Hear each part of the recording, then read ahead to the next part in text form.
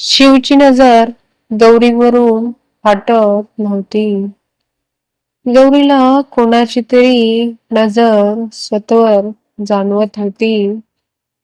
तिने पाठीमागे फिरून बघितले तर दरवाजाजवळ तिला शिव दिसला, जो एक टक तिच्याकडे बघत होता. गौरी घाबरून इकडे तिकडे बघू लागली. शिव आता गौरीजवळ आला. गौरी साईडने जाण्याचा प्रयत्न करू लागली. शिवने तिला पकडून आपल्या जवळ केले. गौरी त्याच्याकडे बघू लागली. काय घाई आहे एवढ्या लवकर जाण्याची? गौरी म्हणाली, मला हॉस्पिटलला जायला उशीर होत आहे. तू आज खूप सुंदर दिसत आहेस, शिव म्हणाला. गौरीने आपली नजर फिरवली. ती त्याच्यापासून सुटण्याचा प्रयत्न करत होती. शिवने तिला भिंतीला लागले आणि तिच्या चेहऱ्यावर आलेली केसाची बोट कानाच्या मागे केली. गौरी त्याच्याकडे पाहत होती, जो तिला पाहण्यात मग्न होता. तो तिला पाहतच तिच्याकडे झोपू लागला. वहिनी तुला बोलवत आहे, असे म्हणत पिहू अचानक रूम मध्ये आली. गौरीने शिवला धक्का देऊन बाजूला झाली. सॉरी मी चुकीच्या वेळी आले आहे वाटते. मी फक्त वहिनीला बोलवायला आले होते. मी मॉमला सांगते वहिनी रेडी होत आहे. तुम्ही तुमचे कंटिन्यू करा. आणि दादा पुढच्या वेळेपासून दार बंद करत जा. शिव तिच्याकडे रागाने बघू लागला. गौरी म्हणाली, नाही पिहू बाळा मी येत आहे. असे म्हणून गौरी पटकन पळून गेली. पिहू हसत शिवकडे बोलू लागली, दादा वहिनी गेली असे म्हणून ती खाली आली. शिवने भिंतीवर आपला हात आपटला आणि तोही खाली आला. गौरी आपली नजर चोरत होती. सीमा आली.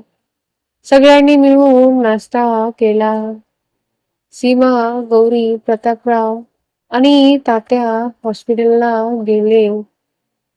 शिवही आपल्या ऑफिसला गेला. हॉस्पिटलमध्ये सगळ्यांनी तात्या आणि प्रतापराव यांचे आदरपूर्वक स्वागत केले, कारण हे हॉस्पिटल त्यांचं होतं. ते इथले ओनर होते. तेवढ्या डॉक्टर जोशी आले. त्यांनी गौरी आणि सीमाची ओळख सगळ्यांना करून दिली. सगळ्यांनी मिळून त्यांचे स्वागत केले. डॉक्टर जोशी त्या सगळ्यांना आपल्या कॅबिन मध्ये घेऊन आले. ते म्हणाले, गौरी, सीमा तुम्ही दोघे माझे आवडते स्टुडंट आहे, पण कामाच्या बाबतीत मला बिलकुल हलगर्जीपणा आवडत नाही. आज तुमचा पहिला दिवस आहे म्हणून काही म्हणत नाही, पण उद्यापासून तुम्हाला वेळेवर यावे लागेल. गौरी आणि सीमा ओके डॉक्टर म्हणाले. तात्या म्हणाले, गौरी बाळा मला तुला काही सांगायचे आहे. हे हॉस्पिटल आपलेच आहे. गौरी आणि सीमा शॉक झाल्या. तात्या म्हणाले, मला माहित आहे तुला वाटत असेल मी हे तुला आधीही का नाही सांगितले, पण मला वाटत होते तुला सांगून तुझ्या मेहनतीला कमी लेखन आहे. गौरी म्हणाली, तात्या अगोदर थोडे वाईट वाटले होते, पण आता मला तुमचे म्हणणे पटले. कोणत्याही मदतीने नाही तर स्वतःच्या मेहनतीने मला इथे यायचे होते. तुम्ही आता ही कोणाला सांगायचे नाही. मी तुमची सून आहे म्हणून मला स्पेशल ट्रीटमेंट नको आहे. तात्या म्हणाले, ठीक आहे गौरी, जशी तुझी इच्छा. तात्या घरी गेले. गौरी आणि सीमा डॉक्टर जोशी सोबत सगळ्या हॉस्पिटलमध्ये फिरून बघितले. डॉक्टर जोशीने त्यांना त्यांची कॅबिन दाखवली. थोडा वेळ थांबून त्या दोघी प्रतापराव सोबत घरी निघाले. सीमाचे सामान हॉस्टेलमध्ये ठेवून तिघे घरी गेले. गौरीने सीमाला खूपच आग्रह केला होता म्हणून ती त्यांच्यासोबत येण्यासाठी तयार झाली. पटवर्धन मॅन्शन मध्ये दुपारी लंच करून सगळेजण आराम करण्यासाठी गेले होते.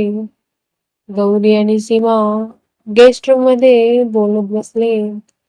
तेवढ्यात शौर्य आणि पिहू आले. त्यांच्या छान गप्पा रंगल्या होत्या. संध्याकाळ झाली होती. शिव ऑफिस मधून घरी आला. तो आपल्या रूम मध्ये जाऊ लागला. गौरी आणि शिव मध्ये सकाळी घडलेला किस्सा पिहूने सीमाला सांगितला. तशी सीमा गौरीला चिडवू लागली. गौरी तिला मारण्यासाठी तिच्या मागे धावत होती. समोरून शिव येऊ लागला. सीमा खांबाच्या मागे लपून बसली. गौरी सरळ जाऊन शिवला धडकली. ती पडण्यापूर्वीच शिवने तिला पकडले. भीतीने गौरीचे डोळे बंद झाले होते.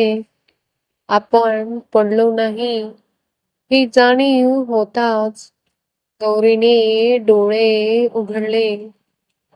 शिवला आपल्या एवढ्याजवळ बघून तिच्या हृदयाची धडधड वाढली. सीमा तिथून पळून गेली. शिवने गौरीला सरळ उभे केले आणि म्हणाला, सकाळचे काम अजून बाकी आहे, ते आता पूर्ण करूया. शिवचे बोलणे ऐकून गौरीला भीती वाटू लागली. ती म्हणाली, सीमा तू. शिवने गौरीचे बोलणे ऐकून तिला लगेच सोडले, पण तिथे कोणीच नव्हते.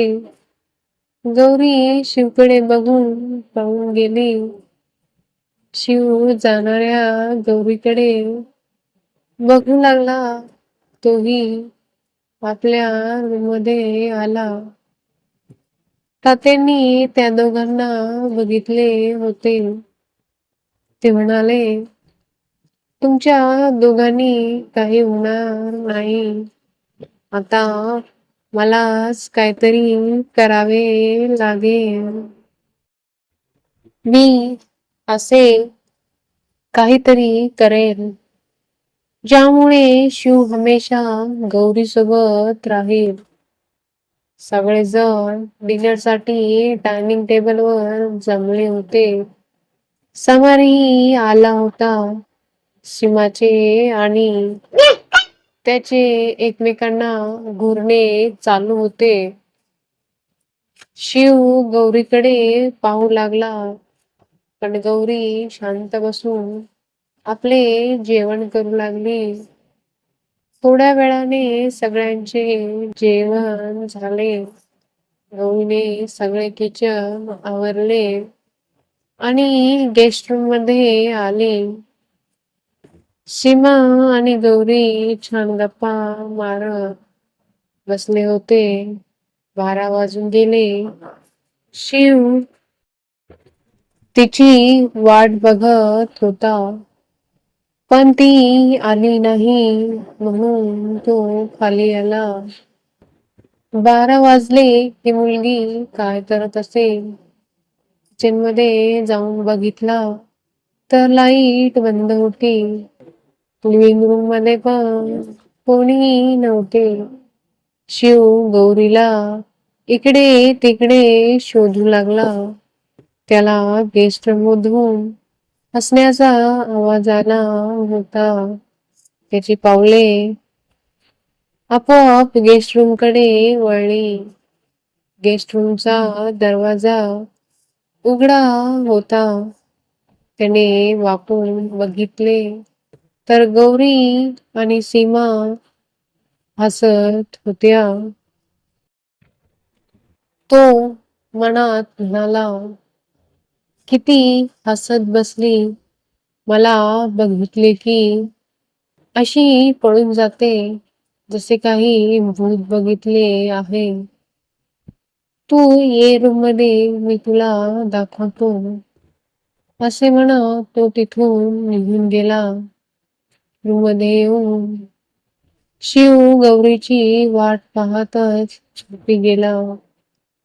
गौरी काही रूम मध्ये आली नाही. सकाळी गौरी आपल्या रूम मध्ये जाऊन फ्रेश झाली आणि शिव उठण्याच्या अगोदरच खाली आली. शिव जेव्हा उठला त्याला गौरी कुठेच दिसली नाही. तो म्हणाला, म्हणजे ती रूम मध्ये आलीच नाही. ती मला इग्नोर करत आहे. तिला दाखवावंच लागेल. शिव पटवायला करायची आहे ती. तो चिडचिड करतच आपले आवरतो. मग मला कॉफी पाहिजे, तो म्हणाला. अनिता पीठ मळत होत्या. त्या म्हणाल्या, गौरी शिवला कॉफी देऊन ये. माझे हात पिठामध्ये भरलेले आहे. गौरी म्हणाली, आई मी पीठ मळून घेते. तुम्ही देऊन येता का? अनिता म्हणाल्या, नाही गौरी, तू जा. गौरी घाबरतच रूम मध्ये कॉफी घेऊन आली. ती रूम मध्ये आली तेव्हा शिव बाथरूम मध्ये होता. ती कॉफी ठेवून जाणारच तेवढ्यात शिव रूम मध्ये आला. तो गौरीला बघून म्हणाला, थांब. ती जागेवरच थांबली. शिवने पहिलं डोर बंद केले आणि तिच्या दिशेने आला. तो टॉवेलवरच होता. त्याच्या केसातून पाणी टपकत होतं. तिच्या जवळ आला. गौरीचं हृदय धडधडत होतं. त्याने तिला आपल्या दिशेने वळवले. तो म्हणाला, ती कॉफी घेऊन मला पाज, नाहीतर मी तुला जाऊ देणार नाही. ती रागाने त्याच्याकडे बघू लागली. तो म्हणाला, अशी काय पाहत आहेस? तुला जर बाहेर जायचे असेल तर मी सांगितलेले कर. गौरीने कॉफी घेऊन त्याला पाजू लागली. त्याचा हात तिच्या कमरेवर ठेवतो आणि तिला अजून जवळ ओढतो. गौरी त्याच्या खूप जवळ आली होती. दोघांचेही शरीर एकमेकांना टच होत होते. तो आपले हात तिच्या कमरेवर आणि पोटावर फिरवत होता.